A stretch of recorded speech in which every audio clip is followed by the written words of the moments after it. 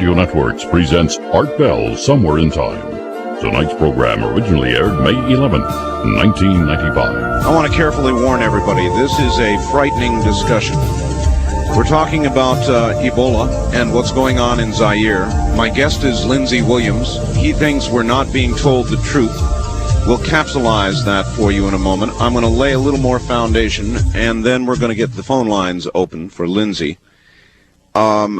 I know that you're just beginning now in San Francisco.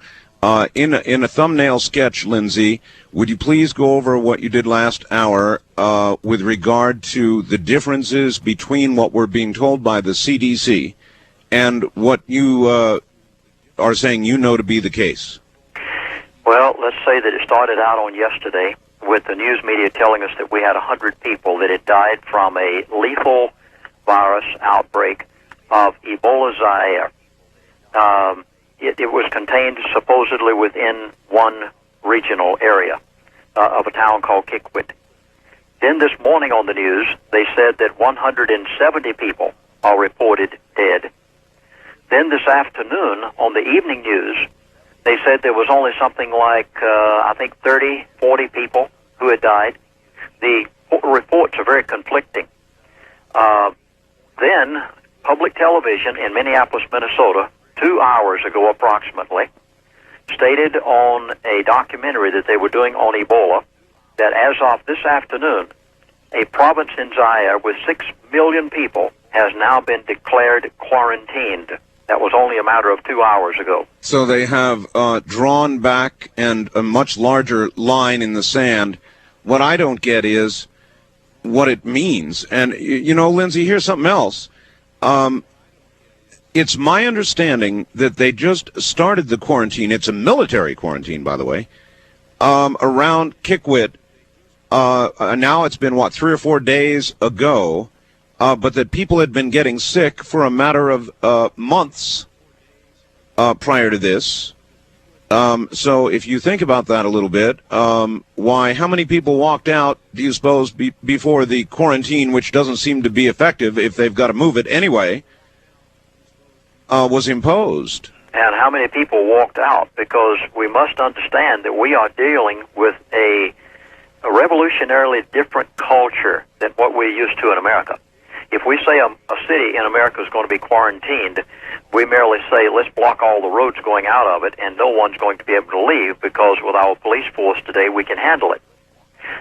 Quite to the contrary, you're dealing with a African culture whereby people are mainly on foot. They think nothing of walking through the jungle.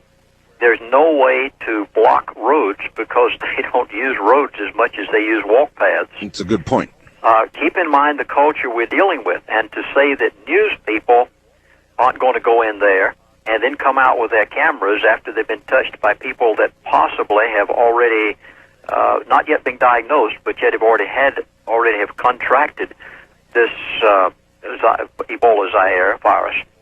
Well, let me stop you there and remind the audience, or inform this new audience, that Lindsey noted that the only film we've seen on television thus far, and somebody may want to correct this if you've seen something else, but the only film we've seen of Zaire is stock footage. We have not seen film yet taken live, but I'm sure that the correspondents are on their way. One more little item, and I can't confirm this, so don't anybody get out of control over what you're about to hear.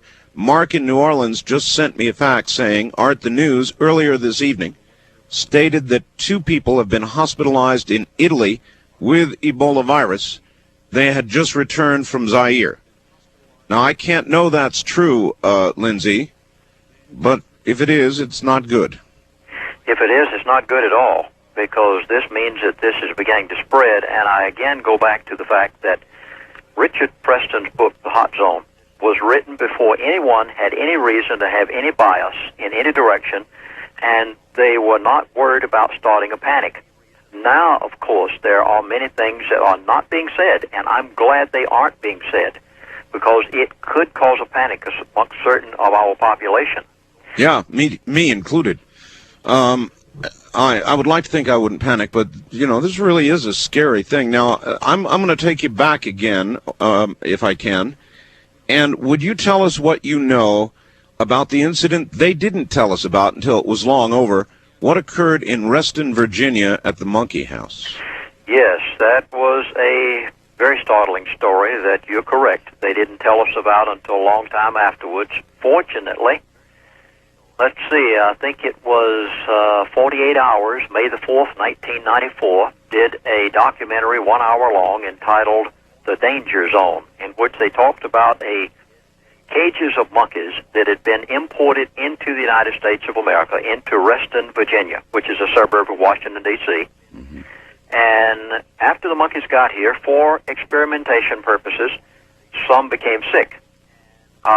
They called in the proper people to find out what was wrong with them, and immediately the Center for Disease Control was contacted because a strange thing that appeared to be Ebola seemed to be amongst these monkeys. Well, immediately the spacesuit-clad Center for Disease Control people came in, did take blood from the monkeys, and found after a few people, by the way, had been bitten or scratched by these monkeys, they found that they did, yes, have the Ebola virus. The monkeys were immediately killed. Fortunately, though, that particular strain, or let's put it in the proper medical terms, that particular mutation of Ebola undoubtedly was not contractable by human beings, and no one contracted it and died from it as a result of coming in contact with those monkeys. Okay, my understanding was they actually, I don't know how we define contract, but they tested positive for it, which means it was in their system. But I remember that 48 Hours program explaining, they had a scientist on at the end who said mankind got really lucky because there was this barely detectable difference in that particular strain of Ebola, which meant that it didn't make humans sick. It didn't do to human cells what it did to monkey cells. But had that been transferred jump species, 9 out of 10 of us right now might not be here. That is correct. Okay, According to Richard Preston's book, 90% of the population could be wiped out if it breaks into the human race. So obviously the variety in Zaire is, we know now, in the human race. It's in the human species. It's killing them quickly, right? That is correct. But we don't know whether this is one of the old varieties or whether it's something brand new.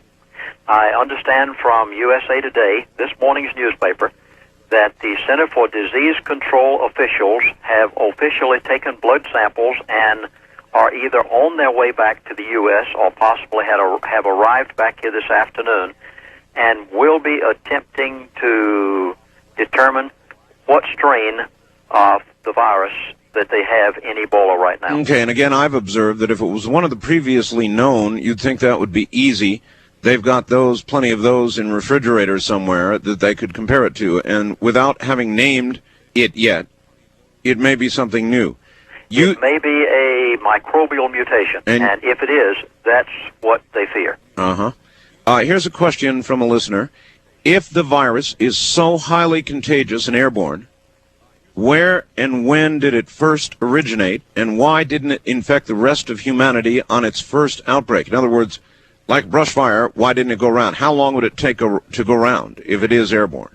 According to the USA Today this morning, and they give the date of 1976, there was a pilot who discovered Ebola and an outbreak in Zaire at that time. 1976 was the first time that medical science has ever recorded anything like this. And it seems that it only was contained within one village only, where the majority of the population of that village did die from it. It didn't go any further, and for what reason it stopped, nobody seems to know. They have no rational reason as to why it started, why it stopped, and why it did not continue. All right, here's a fax from Paul, who is a registered nurse. Keep up the good work. You're the only one who seems to be bringing this urgent information to the U.S. public now. Dr. Mann, who I know from Harvard, I'm a product of the School of Public Health, and you are spot on with the seriousness of the situation. I work with WHO in Asia and often question their comments. Likewise, our government would not keep us informed. I'm sure the World Health Organization, the CDC, and the government speak with one voice with regard to what will be told to the American public, correct? Yes. Or for that matter, to the world. Yes, very definitely so. Now, let me go back and explain why I speak with some authority on this. 2 years ago, now I authored a book 5 years ago entitled You Can Live, which put me into the alternative medicine field. Mm-hmm. And I lecture all over the country and in many other places on this subject. About 2 years ago, I begun receiving some very strange newspaper articles, documentation from different sources of people that would send it to me. Because we researchers, that's where we get most of our material, is folks that, like they do, they fax things into you. Sure. The files started growing about this new strain of TB, about strep A, and on, the flesh-eating disease. And I decided at that point that I would make this my expertise. And 2 years ago, begun lecturing on the subject of deadly new diseases. Because of this, I followed them very carefully. And in my travels extensively across the country, pick up things in different cities that you might not see on the national network or would hit the major press. But locally, the newspapers would tell what's happening in that particular area. And when a person travels this much, they pick up the fact that these things are mutating, that they are dangerous. And I expected something like this to break out, and have been predicting for about the past 6 months that people must be on the outlook. They must be ready, because some particular virus, bacteria, fungus will break out that will sweep the population because of modern-day travel and weakened immune systems. So we're not going to stop the travel. Well, we might. I could imagine. And it comes back again. What do we do about this? Lindsay, if it's what you say it is, how are we going to stop it? I don't think there is any stopping it. In fact, that's what the movie Outbreak was about. Even though I know they elaborated some and they made it into movie form with a story, yet it was taken from factual circumstances in many cases. Richard Preston, who wrote the book The Hot Zone, he was very meticulous in dealing with this subject from reliable sources and investigated it for 2 years himself. Now, the beauty... Let me try this on you, Lindsay. Right now it's in Zaire. It's on the African continent. And I know this sounds radical, but at some point, wouldn't you have to say to yourself, no more airplanes, no more travel from that continent to others? Or something, so that you would have it isolated to one continent? Or is it right now, Friday morning, already too late? Well, I don't know how to answer it without being honest. Have you ever seen airlines shut down?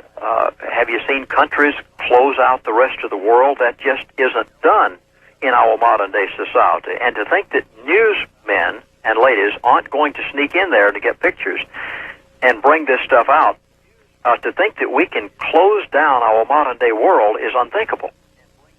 So it possibly will spread. Yeah, so's 9 out of 10 people dying. Lindsay Williams, back in just one moment. This is Coast to Coast AM.